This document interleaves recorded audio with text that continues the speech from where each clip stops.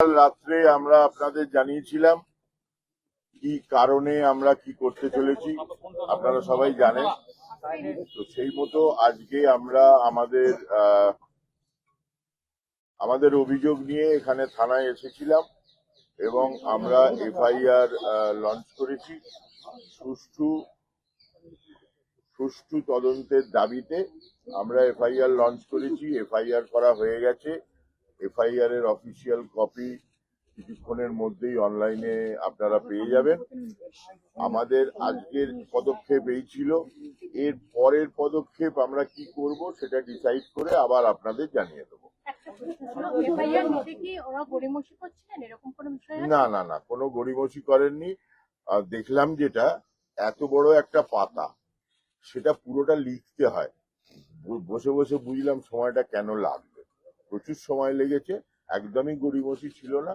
ওই fill up করে তারপরে ওনারা দিলেন, সেটাতে একটু সময়টা লেগেছে, আর কোনো অসুবিধা নেই। আরেকটা প্রশ্ন, পিওতে কি কোনো কমপ্লেন হবে? কারণ যে পিওতে সাধারণত কমপ্লেন হয়ে থাকে, পিওতে করতে হবে তালসারি, যেটা ওড়িশা থানার তালসারিতে গিয়ে আমরা পরবর্তী পদক্ষেপটা জানাচ্ছি খানিক বাদে। আমাদের এইটুকুনি ঠিক ছিল, আমাদের লয়াররা এইটুকুনি ঠিক করেছিলেন, সেটা হলো এরপরে আবার আমরা এখান থেকে গিয়ে আবার বসবো কোথাও।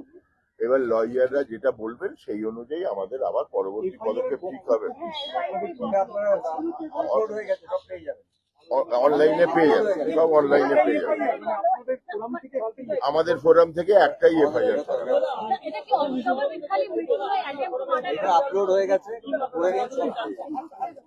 কোথাও যাচ্ছি না, আমরা এবার বেরোবো।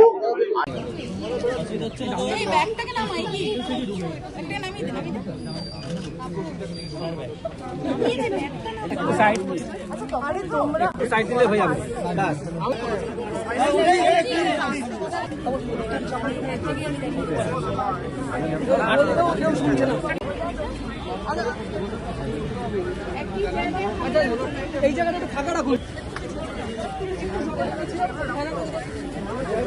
ডাউন করো, এই জায়গাটা ফাঁকা রাখো, এই জায়গাটা দাঁড়িয়ে ওরা কেউ ফাঁকা রাখো।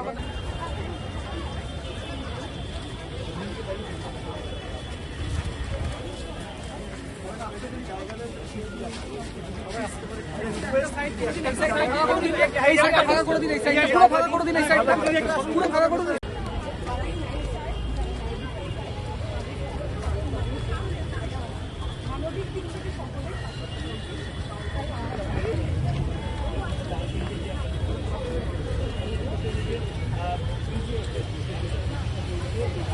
যে আমরা যে আজকে পদযাত্রাটা করেছি,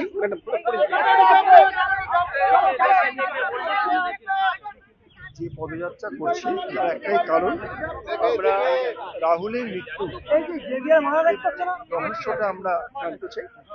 কিভাবে হলো, যে ড্রোনের শ্যুটগুলো ছিল, যে ক্যামেরার শ্যুটগুলো ছিল, যে স্ক্রিপ্ট ছিল, সেগুলো মানুষের সামনে আসা উচিত, শিল্পী কলাকুশলীদের সামনে আসা উচিত। যে বিভ্রান্তিমূলক বিভিন্ন ধরনের বক্তব্য আমরা শুনছি, সেগুলো থেকে আমরা সন্দিহান। আমরা চাই এই সম্পূর্ণ ঘটনা মানুষের সামনে আসুক, শিল্পী কলাকুশলীরা জানুক, তার বন্ধুরা জানুক, তার পরিবার জানুক। এটাই আমাদের মূল বক্তব্য। তোমরা দেখতেই পাচ্ছ, আমাদের একটাই লক্ষ্য যে সত্য সামনে আসুক, এবং আমরা চাইছি সঠিক বিচার তার পরিবার পাক। এবং যে জন্য আমাদের মধ্যে দেখেছো কোনো স্লোগান নেই, কোনো কিছু নেই, আমরা নীরবে এই মিছিল করছি যে যাতে রাহুল তার সঠিক বিচার পায়, তার পরিবার তার সঠিক বিচার পায়, এবং এই যে প্রোডাকশন হাউস সে যত তার শীঘ্র সম্ভব এই সত্য সামনে আনে, এইটুকুই আমাদের চাওয়া। এরপরে পরবর্তী পদক্ষেপ কি করবে?